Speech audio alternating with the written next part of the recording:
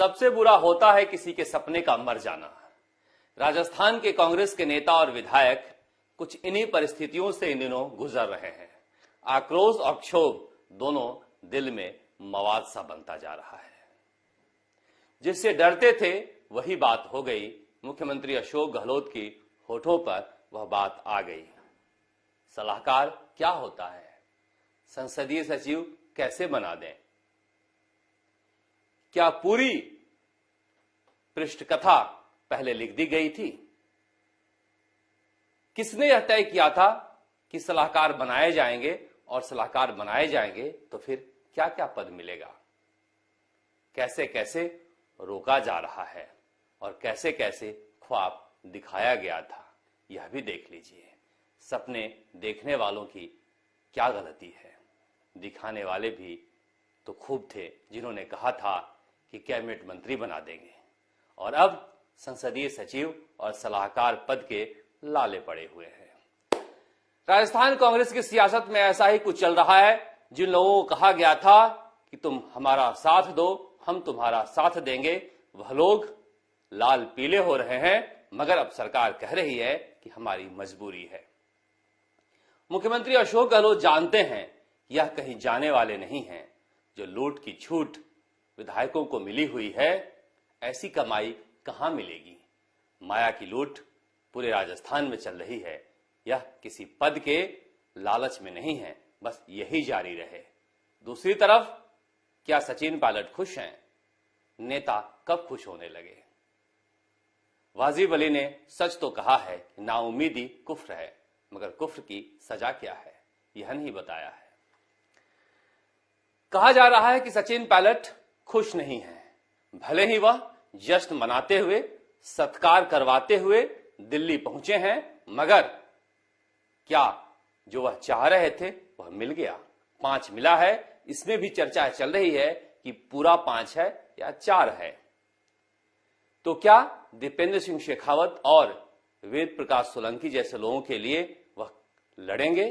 क्या उन लोगों को कुछ दिलवाएंगे? बहुत सारे ऐसे भी लोग हैं जो उनके पक्ष से भी संसदीय सचिव बनना चाह रहे हैं या फिर राजनीतिक नियुक्तियों में अपना हक खोज रहे हैं।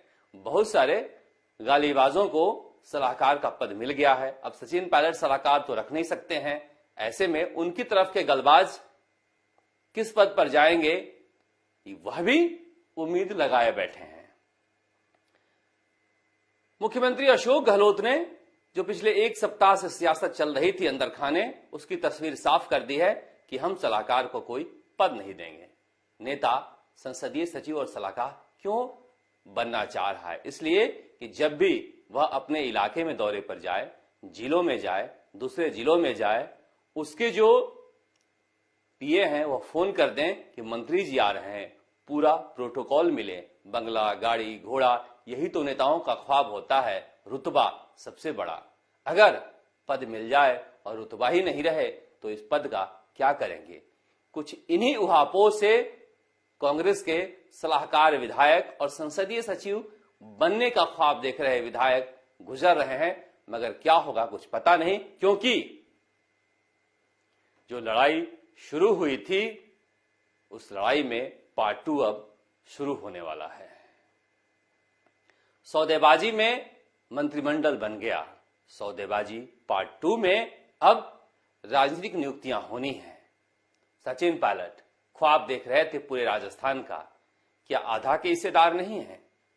आधा ना मिल रहा है तो क्या लोग जो उनके साथ हैं उनको पद दिलवाने लायक नहीं है? यह सवाल उठ रहा है कि आखिर सचिन पायलट के साथ रहे लोगों को क्या मिलेगा और कितना मिलेगा? इसके लिए कैसे लड़ाई लड़ेंगे? क्योंकि पायलट को लड़ना होगा।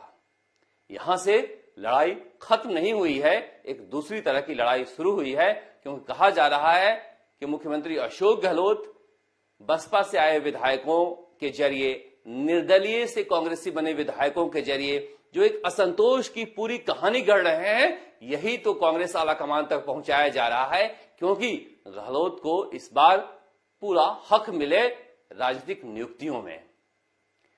कांग्रेस का संगठन भी खड़ा नहीं हो पा रहा है, उसमें भी जितने खेमे हैं वह हिस्सा चाहते हैं।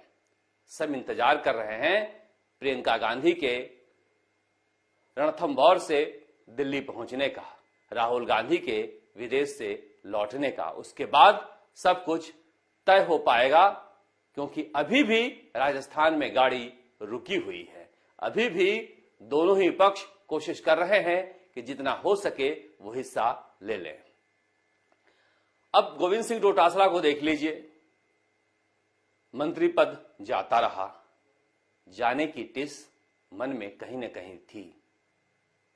सीकर जाने लगे तो कहने लगे अब कोई नहीं आएगा स्वागत में, अब तो घर वाले ही स्वागत करेंगे। मां के साथ खाते हुए तस्वीर जारी कर उन्होंने बता दिया कि यही सत्य है, बाकी बंगला, गाड़ी, घोड़ा यह सब क्षणभंगुर है। दरअसल एक दूसरी तरह की सियासत भी राजस्थान में चल रही है, बीजेपी की। वसुंधरा राजे अपनी यात्रा का पार्ट 1 खत्म कर चुकी हैं और पार्ट 2 की तैयारी में उनके लोग लग गए हैं। मगर जिस तरह से कहा जा रहा है कि कोई पत्र आया है, पता नहीं आया है या नहीं आया है बीजेपी हाईकमान की तरफ से, इससे बीजेपी के वो नेता जो वसुंधरा राजे के साथ यात्रा में थे सहमे हुए हैं। कुछ तो सतीश पूनिया से आकर सुबह सुबह मुलाकात भी करने लगे हैं कि हमारा क्या दोष है, कामठान जी का फोन आ रहा था कि तुम कहां तैयारी करोगे, तो हम चले गए, हमारी नेता रही हैं, पार्टी की तरफ से ना जाने का निर्देश तो था नहीं। यह सफाई दिखाता है कि वसुंधरा राजे के लिए लड़ाई आसान नहीं है पार्टी से अलग होकर। अब अमित शाह आ रहे हैं, कुछ तस्वीरें साफ हो जाएंगी, ऐसा कहा जा रहा है।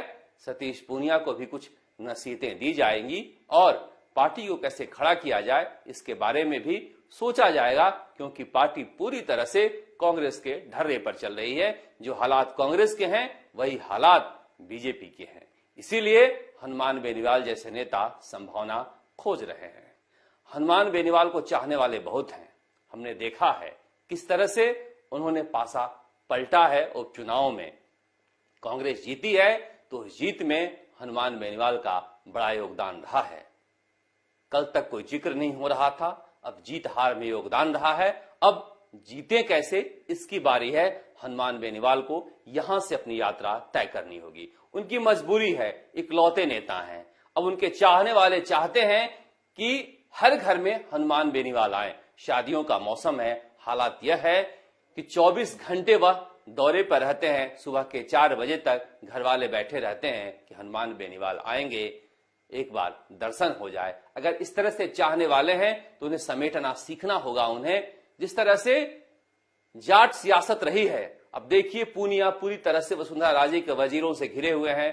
डोटासरा की हालत यह हो गई कि अब अशोक गहलोत के पीछे पीछे ही चलेंगे। ऐसे में जाटों ने जो एक ख्वाब देखा था वह ख्वाब हनुमान बेनीवाल पूरा कर सकते हैं, ऐसा नौजवान समझते हैं। मगर बाकी जातियों में भी उन्हें पैठ बनानी होगी।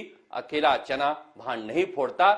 किंग भले ही नहीं बन सकते हैं, वह किंग मेकर की भूमिका में आ सकते हैं। इसके लिए उन्हें 1 साल तक पूरा मेहनत करना पड़ेगा, क्योंकि 1 साल का ही वक्त है उसके पास। उसके बाद चुनाव, रैलियां, आया राम गया राम, ये सब शुरू हो जाएगा। फिर पार्टी का संगठन खड़ा करने का वक्त नहीं मिलेगा। इसीलिए हनुमान बेनीवाल के पास जो है उन्हें समेटना सीखना चाहिए। तीसरी ताकत की संभावना राजस्थान में है। अगर कभी नहीं रहा है इसका मतलब यह नहीं है कि इतिहास बनाया नहीं जा सकता, इतिहास तो बनता ही है। वक्त हनुमान बेनीवाल के पास कम है, मगर सरकार के पास भी कम है। इसलिए कि बेरोजगार जिस तरह से सड़कों पर उतरे हुए हैं, निश्चित रूप से सरकार को सुननी चाहिए। क्या कह रहे हैं मुख्यमंत्री अशोक गहलोत? अभी देखिए, किसान आंदोलन चल रहा था तो यही मुख्यमंत्री अशोक गहलोत कह रहे थे कि बताइए बीजेपी कह रही है खालिस्तानी है, देशद्रोही हैं किसान। यही हाल तो आप बेरोजगारों के साथ कर रहे हैं। कह रहे हैं भाजपाई हैं, बीजेपी ने साजिश रची है। कुछ दिन पहले ही उपेंद्र यादव के साथ फोटो खिंचवाए थे, उनसे कहा था कि तुम बहुत अच्छा काम कर रहे हो, तुम इसी तरह से मसले उठाते रहे तो हमारे ध्यान में आता रहेगा कि बेरोजगारों की समस्या क्या है। अब कह रहे हैं इसके झांसे में मत आ जाना, यह तो टिकट चाह रहा है। टिकट चाह रहा होगा, मगर आंदोलन लोकतंत्र की आत्मा है और आंदोलन के जरिए वह मांग उठा रहा है शख्स तो सुनना चाहिए। कंप्यूटर टीचर की भर्ती या दूसरे परीक्षाओं की भर्ती उपेंद्र यादव के आंदोलन की वजह से हुई है और दूसरी नौकरियों के लिए आवाज उठा रहे हैं तो गलत क्या है? उन्हें तुरंत उत्तर प्रदेश से बुलाना चाहिए और सरकार को बातचीत करनी चाहिए, क्योंकि यही तो वह किसान आंदोलन को लेकर बीजेपी को समझाते रहते हैं। अपने लिए एक मापदंड और दूसरे के लिए दूसरा मापदंड, यह चलेगा नहीं, ऐसा होता नहीं है। अब रीट परीक्षा को लेकर देखिए किस तरह से पहले पेपर लीक हो गया और अब सवाल में ही गड़बड़ी है, यानी दोबारा लेवल 2 का रिजल्ट जारी होगा। बेरोजगारों के साथ सरकार इस तरह से अन्याय क्यों करती है? कहा जा रहा है कि उत्तर प्रदेश देख लीजिए, वहां पर भी तो पेपर लीक हुआ है, वहां से राजस्थान के लोगों का क्या लेना देना? भजन लाल को पकड़ लाइए, न जाने भजन लाल ने कितनों के पेट पर लात मारा है। यह तो समझ में आए कि पेपर आउट हुआ था तो किन किन लोगों ने उसका इस्तेमाल किया है ताकि जिनका हक है उनको हक मिले। सरकार बेरोजगारों को लेकर, पेपर लीक को लेकर कुछ भी नहीं कर रही है। जेईएन भर्ती को लेकर जो बेरोजगार हैं वो मारे मारे फिर रहे हैं। पिछले 3-4 दिनों से जयपुर में अलग अलग जगहों पर आंदोलन कर रहे हैं। कोई वार्ता तो करे, कोई उनकी सुने तो सही। क्या बेरोजगारों से बातचीत करना गुनाह है? यही बेरोजगार थे बीजेपी के शासनकाल में जिन्होंने आंदोलन खड़ा किया था और इसी कांग्रेस ने इन्हीं बेरोजगारों के आंदोलन के बल पर अपने घोषणा पत्र में इनकी मांगे पूरी करने का वादा किया था और आज कह रहे हैं कि बीजेपी के एजेंट हैं। बेरोजगार किसी के एजेंट नहीं होते, बेरोजगार तो किसी के बाप बेटा भाई बहन हैं। सरकार को यह मानकर उनसे बातचीत करनी चाहिए। राजस्थान तक के लिए जयपुर से शरद कुमार।